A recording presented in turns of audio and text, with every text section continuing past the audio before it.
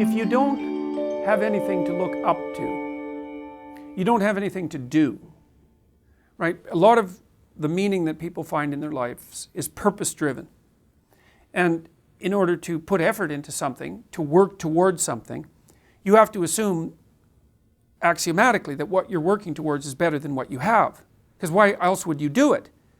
And there's a relationship, like if it's way better than what you have, it's obviously proportionally difficult. So you try to balance difficulty with positivity, let's say, something like that. But you're always aiming up if you're aiming.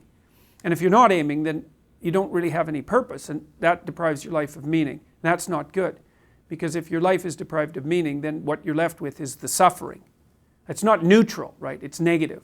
So now the problem with having to aim up is that that produces a hierarchy, right? Because if you posit an aim, then everyone arrays themselves along a hierarchy of better at it to worse at it, right? And it doesn't matter. Like if you create basketball as a game, 100 years later you create people who are hyper specialized at basketball and they're great at it, and virtually everyone else is bad. So it doesn't matter. As soon as you produce a value proposition, you produce a hierarchy. The problem with a hierarchy is it produces inequality. The problem with inequality is it produces resentment. Right, but you can't get rid of the damn hierarchy because they produce inequality and resentment, because then you don't have anywhere to go. So that's not an answer. Okay, so let's say you're trying to deal with the fact that you have to put up with a hierarchy if you're going to have any values. Well, how do you escape from the resentment trap? And the answer is you do an intelligent multi-dimensional analysis of your life. It's like by the time you're 30, I would say, you're a pretty singular person. You know, you're unique in particular, and your life has multiple dimensions, and you're more or less successful or not along many of those dimensions. But it's a completely ridiculous game to pick someone else arbitrarily who's doing much better than you on one of those dimensions, to assume that you're a failure because of that, or that the world is unfair because of that, without knowing in full detail all of the rest of the elements of their lives.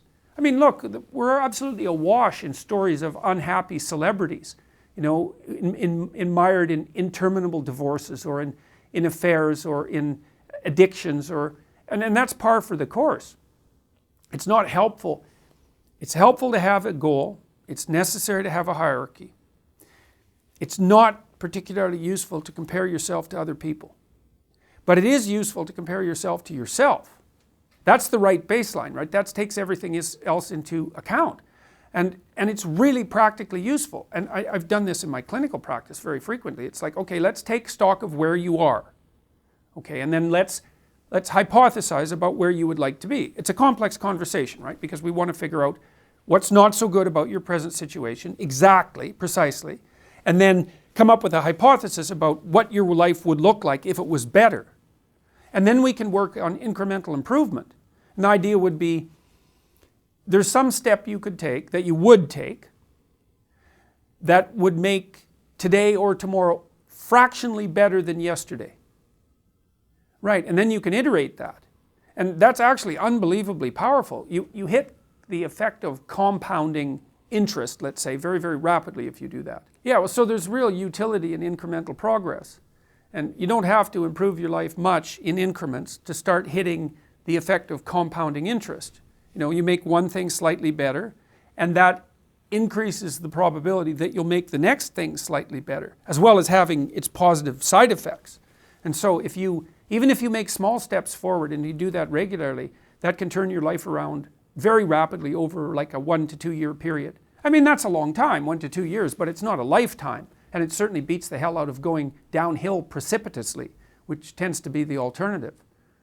So it's better, and it keeps you out of the resentment, you know. And it's also more realistic, because it's not like everyone else doesn't have their problems. You know, we have these fictitious successful people that it's easy for us to compare ourselves to detrimentally, and to become jealous and bitter about that, but also to be very hard on ourselves because we're not successful. It's like, if you talk to successful people, let's say, and I'm not trying to say that there's no such thing as genuine accomplishment, because obviously there is, but people even people who are successful have lives that are very difficult. And they have an ill family member, or aged parents, or they're suffering from some serious illness themselves, which is very, very common, or they have a psychological problem that's not trivial, or they have a traumatic past. It's like life is brutal, and becoming resentful about your relative position is a way to make it more brutal. It's not helpful to you, and it's not helpful to anyone else.